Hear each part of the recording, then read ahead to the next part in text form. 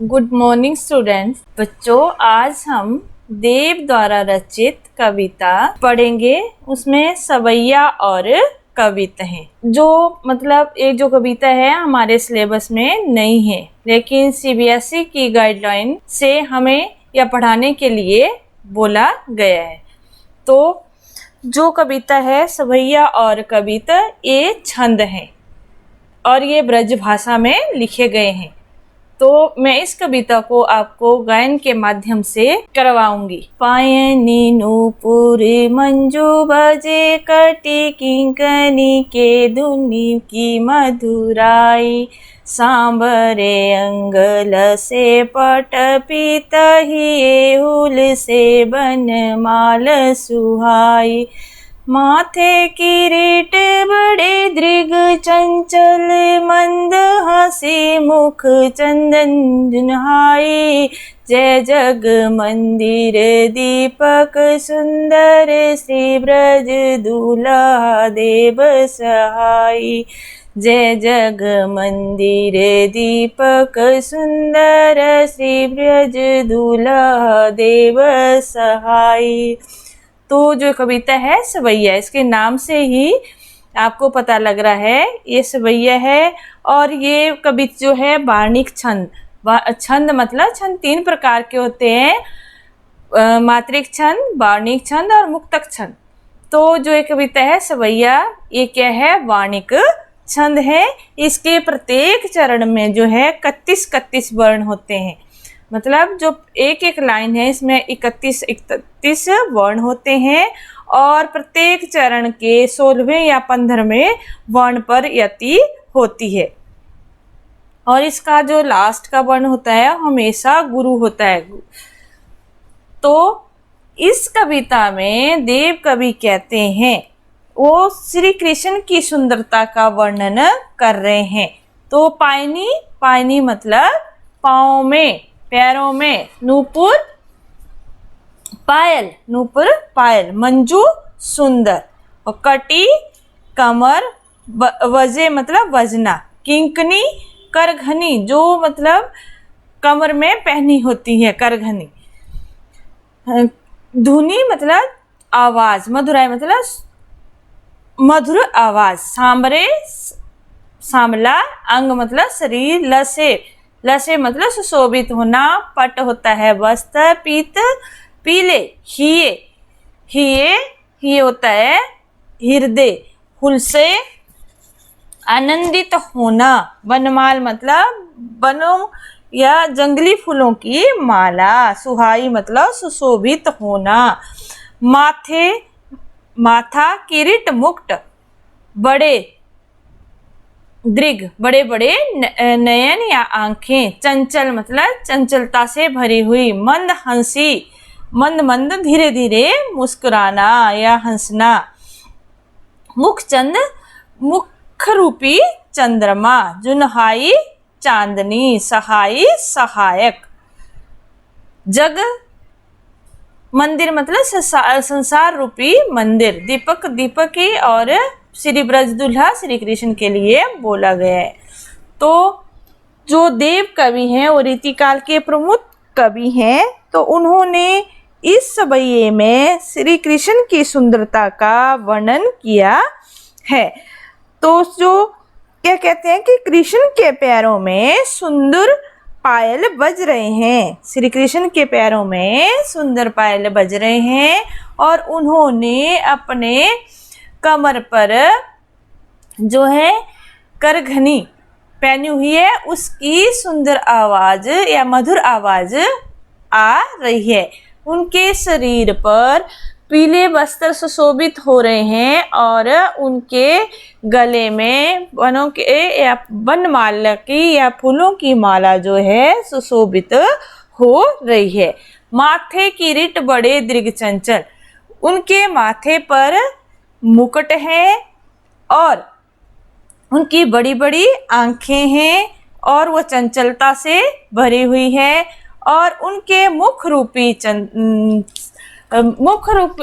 चंद्रमा पर जो है चांदनी के समान, जो हंसी है वो चांदनी के समान लग रही है। उनके मुख रूपी चंद्रमा पर जो है मंद मंद मुस्कान कैसी है, चांदनी के समान लग रही है। ऐसा प्रतीत होता है जैसे आज संसार रूपी मंदिर के दीपक बनकर, जय जग मंदिर दीपक, तो संसार रूपी दीपक बनकर श्री कृष्ण व्रज के दूल्हे के समान सुशोभित हैं।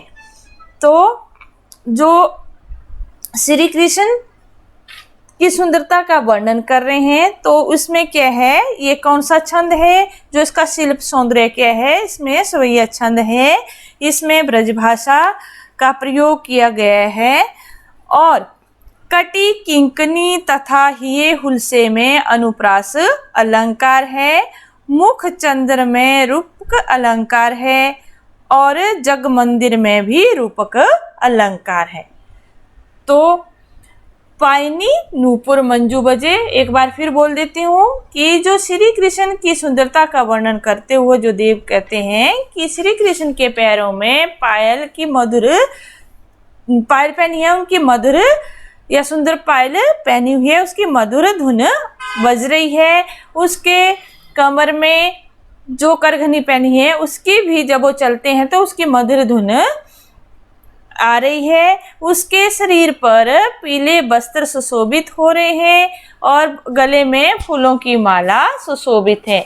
माथे पर मुकुट है, उसके नयन चंचल और बड़े बड़े हैं और उसके मुख रूपी चंद्रमा पर मंद मंद मुस्कान रूपी चांदनी छाई हुई है। और ऐसा प्रतीत होता है जैसे आज संसार रूपी मंदिर में के दीपक बनकर श्री कृष्ण ब्रज के दूल्हे के समान सुशोभित हैं। तो और इसमें ब्रजभाषा का प्रयोग किया गया है और सवैया छंद है। जग मंदिर और मुख चंद में रूपक अलंकार है, हिये हुलसे में और कटी किंकनी में अनुप्रास अलंकार है। और अगला है, अब है कवित। कवित भी वर्णिक छंद है और वर्णिक छंद मतलब वर्णों की गिनती होती है इसमें। तो इसको भी मैं गा के बता रही हूँ। डार दुरुम पल ना बिछौना नब पलब के सुमन जिंगोला सोहे तन छवि वारी दे पवन झुलाबे के किकिर बरतावे देव कोकिल हलावे हुल साबे कर तारी दे पूर्ति पराग सो उतार करे राई नौन कंच कली नाई कलतान सिर सारी दे मदन महिप जुको बालक बसंत ताही प्रातः ही जगावत गुलाब चटकारी दे मदन महिप को का बसंत ताही प्रातः ही जगावत गुलाब चटकारी दे। इसमें बसंत का वर्णन किया, जो बसंत ऋतु है उसका वर्णन कवि देव ने किया है। तो कवि देव जो है वो कहते हैं जैसे डार डाल, द्रुम पेड़, पलना पालना, सुमन जिंगोला फूलों का ढीला ढाला वस्त्र, जो फूलों से बना हुआ ढीला ढाला वस्त्र, जो हम ढीले ढाले कपड़े पहनते हैं उसको भी क्या बोलते हैं हम, झिंगुला। और सुमन क्या हुआ, फूल, मतलब ढीला ढाला जो वस्त्र होता है। सोहे सुशोभित, केकी होता है मोर, कीर होता है तोता, बर्तावे होता है बात करना, हलावे हुलसावे बातों की मिठास, तारी ताली, पूरित पूरित मतलब भरा हुआ, उतारो करे राइनोन, जिस बच्चे को नजर लगी जाती है तो उसके सिर पर जब हम राई और नमक का क्या है घुमाकर उसको आग में जलाने या मिर्ची से जो हम टोटका करते हैं, किसको क्या लगी है, नजर लग गई है, तो उसको बोलते हैं उतारो करी नाइनोन, मतलब जिस बच्चे को नजर लगी हो उसके सिर के चारों ओर राई नमक घुमाकर आग में जलाने का जो टोटका करते हैं उसको बोलते हैं। कंचकली, वस्त्र कमल की कली, कंचकली मतलब कमल की कली, साड़ी मतलब साड़ी, और मदन मदन कामदेव, और ताही उसे चटकारी चुटकी। तो इसमें जो बसंत को जो है वो कामदेव का पुत्र माना गया है। उनकी सुंदरता का जो प्रतीक है। बसंत ऋतु सबको सुंदर लगती है, अच्छी लगती है, तो इसलिए इसको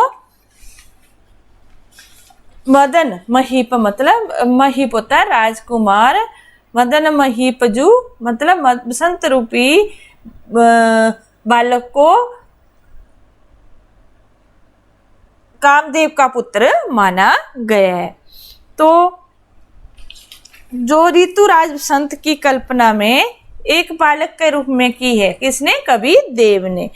और कवि उसकी छटा का वर्णन करते हुए कहते हो कि जैसे पेड़ों पर नए पत्ते निकल आए हों। जब पेड़ों पर बसंत ऋतु में क्या होता है, चारों तरफ फूल ही फूल होते हैं और पेड़ों पर नए पत्ते आ जाते हैं, तो मानो वृक्ष की डाल पालना है और जो नए पत्ते हैं वो बिछौना बिछाए, नए पत्तों का उस पर बिछौना बिछाए। डार तुम पलना बिछौना नव पल्लव के, नव पल्लव नए पत्तों का।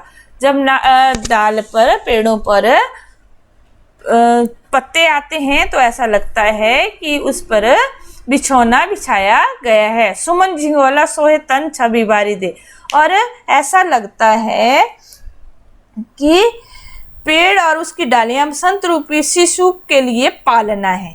बसंत रूपी शिशु के लिए क्या है? पालना है। और वृक्षों के नए नए पत्ते उस पालने पर बिछा हुआ एक बिछौना है। शिशु ने फूलों का एक झबला हुआ पहना, फूल भी आते हैं तो ऐसा लगता है जो बसंत रूपी जो बालक है उसने क्या किया है? ढीला ढाला झबला पहना हुआ, किसका? फूलों का, जो उसके तन पर सुशोभित हो रहा है। अर्थात इसमें जो बसंत ऋतु की कल्पना कामदेव के बालक के रूप में की है। कवि के अनुसार पेड़ उसकी डालियां बसंत रूपी शिशु के लिए पालना है। वृक्षों में नए नए पत्ते उस पालने पर बिछा हुआ बिछौना है। शिशु ने फूलों का झबला मतलब ढीला ढाला झबला पहना हुआ है, जो उसके तन पर शरीर पर बहुत सुशोभित हो रहा है। और पवन झुलावे के कीर बरतावे दे, बोलते हैं कि पवन मतलब वायु बालक बसंत को झुलाने का काम कर रही है। और केकी मतलब मोर, और कीर होता है तोता। मोर और तोता देव से इससे बातें कर रहे हैं, बसंत रूपी बालक से बातें कर रहे हैं, उसे मीठी मीठी बातें कर रहे हैं। पूरी कोकिल हिलावे हुलसावे कर तारी दे, और मोर तोता और कोयल उससे मीठी मीठी बातें करते हैं, उसे ताली दे रहे हैं। और बसंत रूपी बालक को किसी की नजर न लग जाए, पुरित पराग सो उतारो करेनान। तो बसंत रूपी बालक को किसी की नजर न लग जाए, इसलिए कमल की कली रूपी नायिका अपने सिर पर लताओं की साड़ी, लताओं की मतलब बेलों की साड़ी का आंचल डालकर बसंत ऋतु में खिले फूलों के पराग रूपी राई नोन से उसकी नजर उतार रही है। कामदेव के इस बालक को प्रातः काल में जो गुलाब के फूल हैं वो चुटकी बजाकर जगा रहे हैं। तो एक बार इसको फिर से बोलना चाहूंगी कि डार द्रुम पलना बिछौना, मतलब जो इस कविता में जो कविता है, कवि देव ने बसंत ऋतु की कल्पना कामदेव के बालक के रूप में की है। कवि के अनुसार पेड़ और उसकी डालियां बसंत रूपी शिशु के लिए पालना है।